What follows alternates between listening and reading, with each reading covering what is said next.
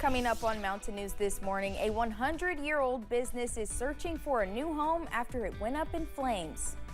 And help continues to arrive nearly 2 years after the July 2022 flooding. Dedicated to Eastern and Southern Kentucky, this is WYMT Mountain News this morning.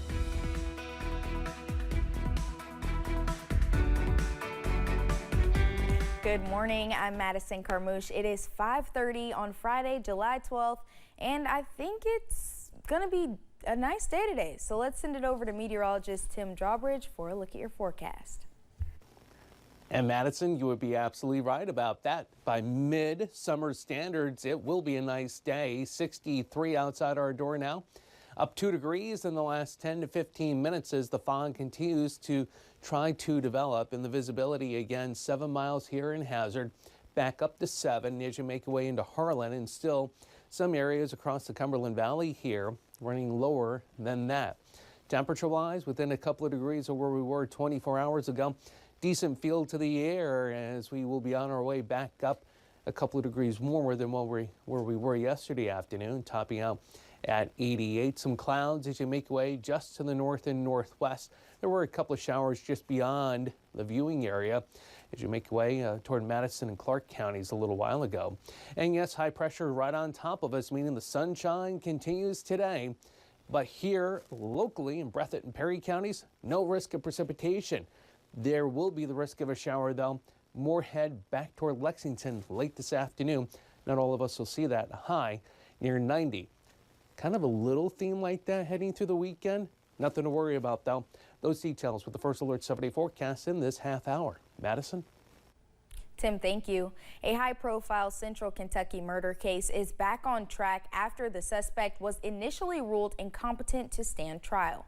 Thomas Burrell is accused of killing Richmond business owner Christopher and Gracie Hager in 2021. Yesterday, he was rearraigned following a new indictment in the case. It's not clear what exactly happened regarding Burrell's competency. He is scheduled to appear in court again September 12th. Kentucky State Police troopers are looking for a suspect in connection with a deadly crash in Madison County. Troopers say 44-year-old Curtis Jackson was involved in the two-car crash back in February.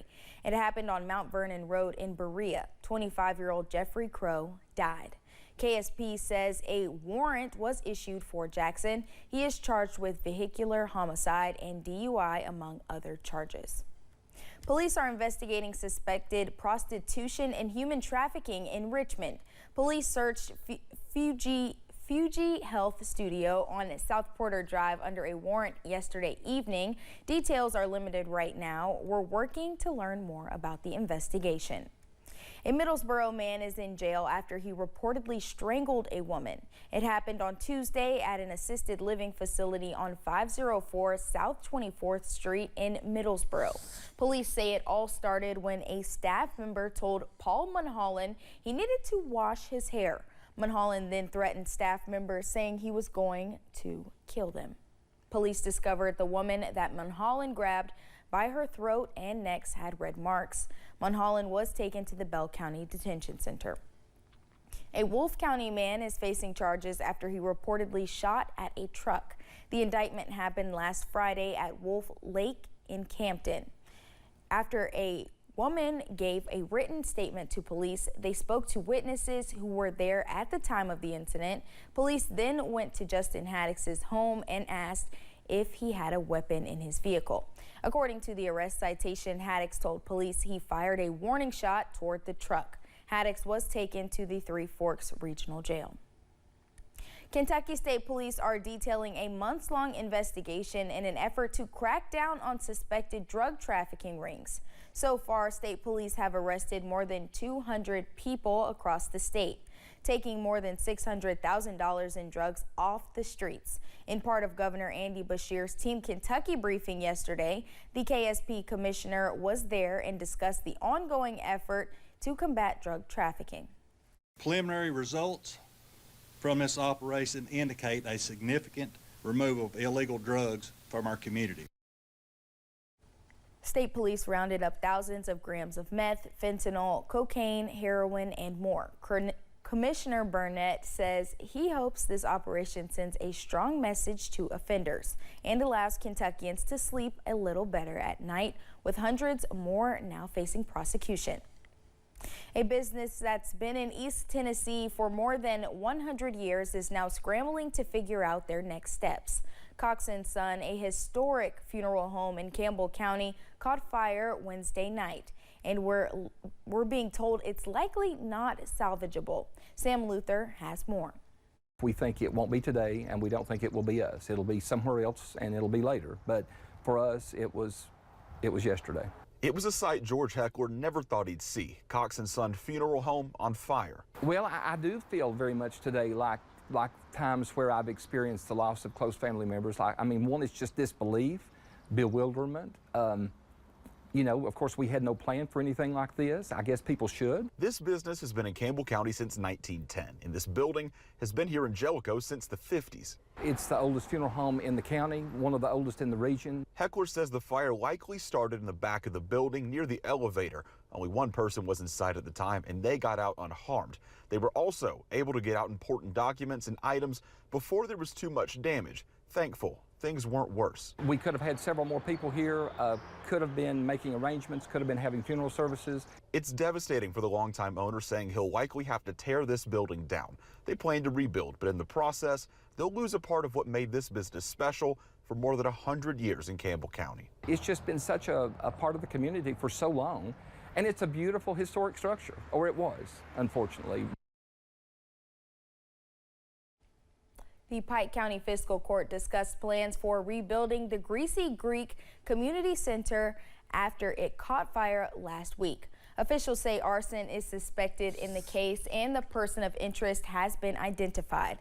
The fire is still being investigated. During that meeting on Tuesday, Judge Executive Ray Jones said the county is determined to replace the community space. The county is working on proposals now to find the best option moving forward.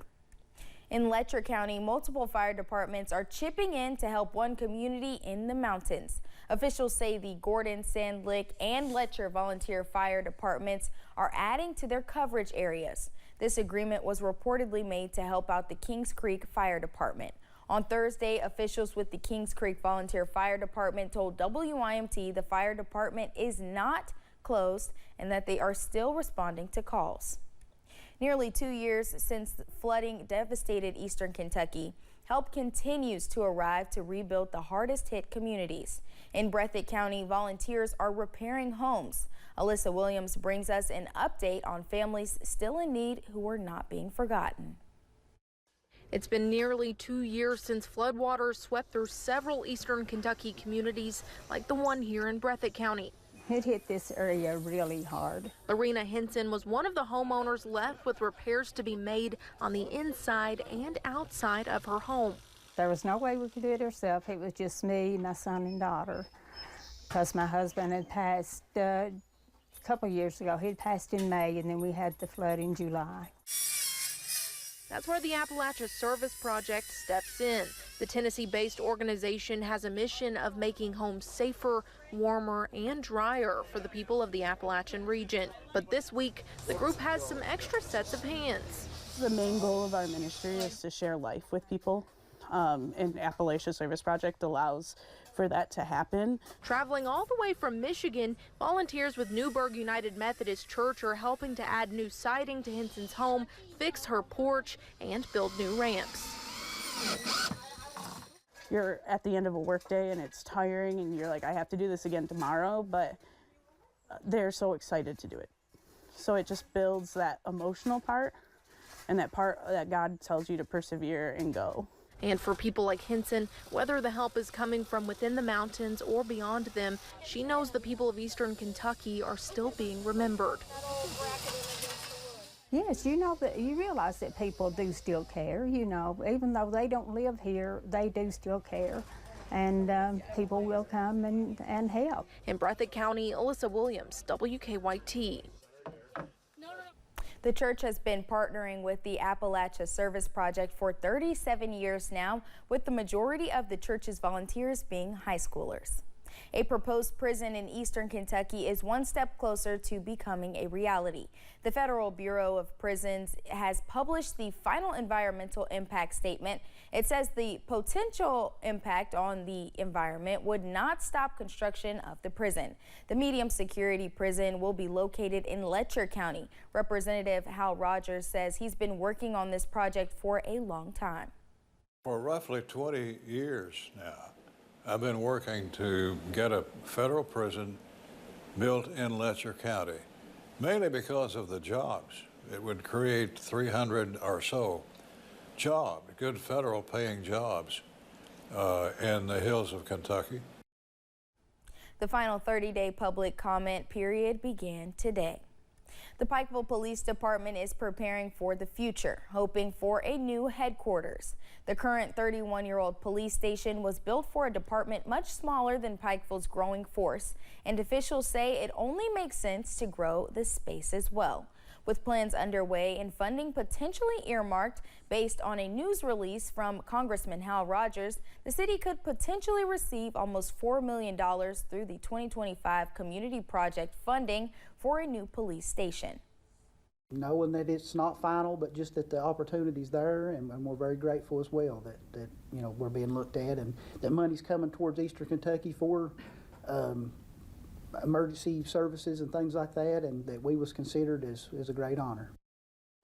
Riddle says the new headquarters would serve the department and the community as well, and he is glad to see it is listed among 14 other projects supported by Rogers. Another project included in the 15 items Congressman Hal Rogers is rallying behind can also be found in Pikeville. If approved, the city of Pikeville will receive $6 million to build a new building at the Kentucky Enterprise Industrial Park, which city officials say would benefit the entire region. City Manager Reggie Hickman says the idea is to bring in new businesses to help provide opportunities and bring more jobs to join Wright Companies and Appalachian Tanks, Inc. at the park. Well, we'd like to add another 100 jobs up there in the next few months, next few years. Probably months would be a little quick, but we're very optimistic that we can land a couple of companies to come up there, but we have to be ready. The money is not fully approved, but officials say they are hopeful, knowing it has passed through the House of Appropriations. Still to come, it's the end of an era as Redbox's parent company closes down the business forever. In the meantime, high pressure's in control. Does that mean we're completely in the clear as we head through this weekend? We'll let you know. First Alert 7-day forecast is coming up as your WYMT Mountain Morning News continues.